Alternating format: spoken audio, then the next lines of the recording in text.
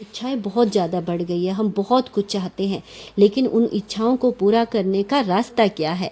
क्या किसी और की मेहनत और हक पर अधिकार जमा कर वो सब कुछ पाया जा सकता है जो हम पाना चाहते हैं?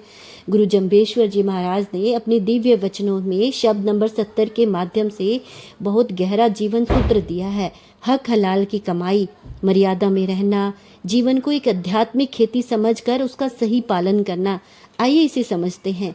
गुरुजी कहते हैं, हक हलालू हक साज कृष्णो सुकृत अहल्यो न जाई, कि जो धन मेहनत से, ईमानदारी से, सच्चाई के मार्ग से कमाया गया हो वही सच्चा और टिकाऊ होता है। ऐसे परिश्रम कभी व्यर्थ नहीं जाते, वो हमेशा बहुत कुछ दे के जाता है।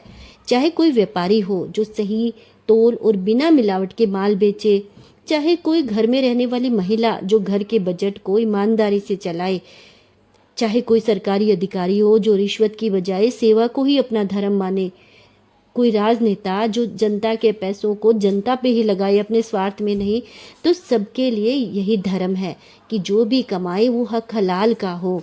जो धन छल, चोरी, रिश्वत या दूसरों के दुख देख के कमाया गया हो वो लंबे समय तक ना तो टिकता है, ना ही हमारे जीवन में सुख लेके आता है। यही सुकृत यानी सत्कर्म कहा है।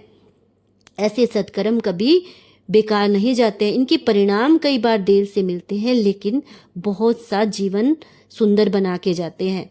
यदि हक हलाल की कमाई हम ना करें तो उससे हमारी आत्मा की शांति खत्म हो जाती है और हमें अपने कर्मों का दंड तो भुगतना ही पड़ता है, और साथ में हमारी पीढ़ियों पर भी, संतानों पर भी इसका बुरा असर जाता है। बीमारी, कोर्ट कचहरी, समाज में अपमान, नशा, ये सब भी इसी के माध्यम से ही फैलता है। गुरु महाराज आगे हमें समझाते हुए कहते हैं, भल बाही लो भल बीजी लो पौना बाड़ बलाई, कि जैसे अच्छी फसल के लिए अच्छे बीज और मजबूत बाड़ जरूरी होती है, वैसे ही जीवन में भी अच्छे कर्म और संयम की सुरक्षा भी होनी चाहिए।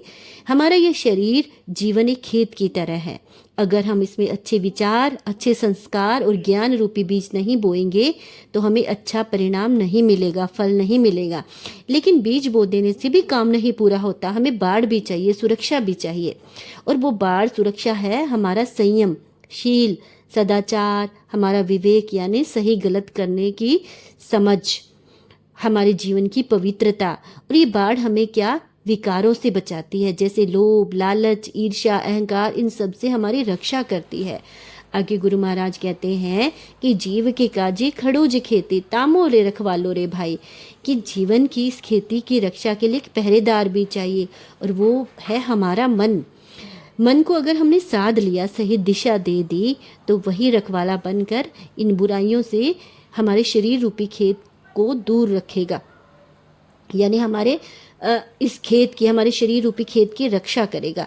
लेकिन अगर मन टिकता ही नहीं है, उसमें संयम नहीं है, तो वो खुद ही इस ज्ञान को जो हमने पाया है उसको नष्ट कर देगा। इसके लिए सबसे ज़रूरी है कि मन को टिकाना, उसको समझाना, उसको सही दिशा देना।